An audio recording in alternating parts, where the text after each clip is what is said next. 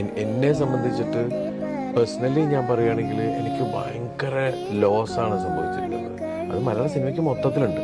As an actor ഞാൻ ഭയങ്കര ലെജൻസിൻ്റെ കൂടെയാണ് ഞാൻ വർക്ക് ചെയ്തിരുന്നത്. അതിപ്പോഴാണ് എനിക്കത് മനസ്സിലാവണേ. അവർ പോയി കഴിയുമ്പോഴാണ് എൻ്റെ ദൈവം